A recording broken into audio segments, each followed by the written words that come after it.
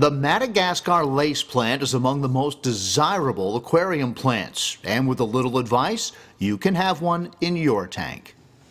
It can frustrate people because, just similar to what I mentioned a minute ago, it goes through a seasonality period in nature.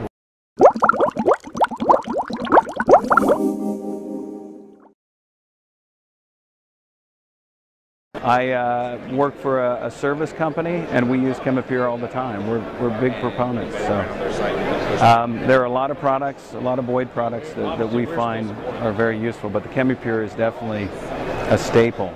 Hi everybody, John here with another Fincast. Today we're talking about the Madagascar lace plant. You might consider this plant the queen of planted aquariums. It's a gorgeous plant.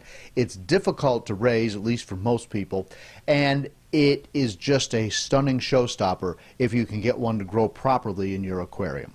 At the 2014 Global Pet Expo, there were some beautiful displays of the Madagascar lace by Florida Aquatic Nurseries, and that's the group that grows plants in their facility, and then they sell them to the wholesalers who sell them to the retailers who sell them to you, so you can't buy from them. But I talked to the vice president there, Brandon McLean, and he told me all about the Madagascar lace. He understands that some aquarists are frustrated with it, but he had some great advice as well. The Madagascar lace plant has been misunderstood for decades. First of all, as the name suggests, it comes from the island of Madagascar off the southern coast of Africa.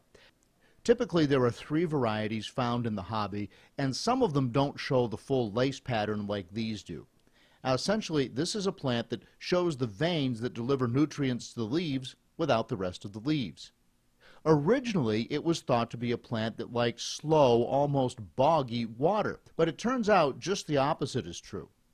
And the reason that it has the lace-like leaves is because it grows in a heavy river flowing with a lot of water, and the lace leaves allow the leaves to move in the current and not be ripped away from the plant itself. Brandon had these plants on display at the 2014 Global Pet Expo, and he grows a lot of lace plants at Florida Aquatic Nurseries. He says it's important to remember that this plant goes through cycles and that there are times of the year when it's expected to go dormant and sort of die back. It goes through a seasonality period in nature where it has a dry time where it's able to go dormant and store up the energy in the bulb, and then the wet season. During that time, you need to take one extra step beyond your normal aquarium plant care. You might need, in fact, to remove the plant from the tank entirely. You just take the plant from your pet store, bring it home, plant it directly in the tank, and it's going to flourish for a while. And then when you start to see it go backwards, some of the people nowadays are actually taking them out of the tank, putting them in a cup of moist sand and keeping them to the side and allowing them to go completely dormant for a month or 2. And then they'll replant them back into the water, and they start to flourish and grow all over again. Now, typically, we think of highlight plants as being difficult because many people don't want to buy the more expensive, stronger lighting. While some internet sites say this is a highlight plant, Brandon says not so. It's got the deeper green leaves, so it can tolerate a lower amount of light. You could get away with a low to medium light. You can also go a little bit higher if you need to.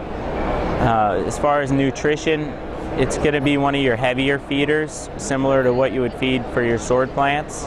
Good tip there if you missed it. Dark green plants require less lighting.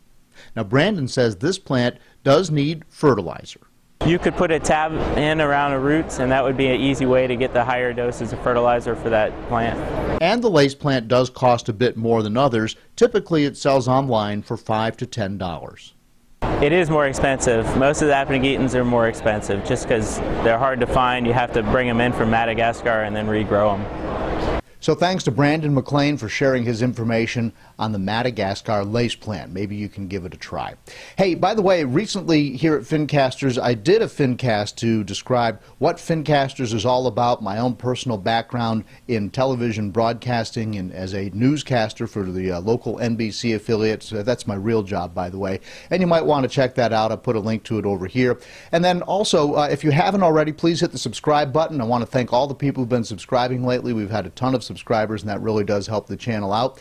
And then I've got some other playlists that you might be interested in. I do a lot of Fincasts on cichlids, African cichlids, Central and South American cichlids, the planted aquariums, and the marine aquariums as well. So that's all from this Fincast. I'll see you in the next one.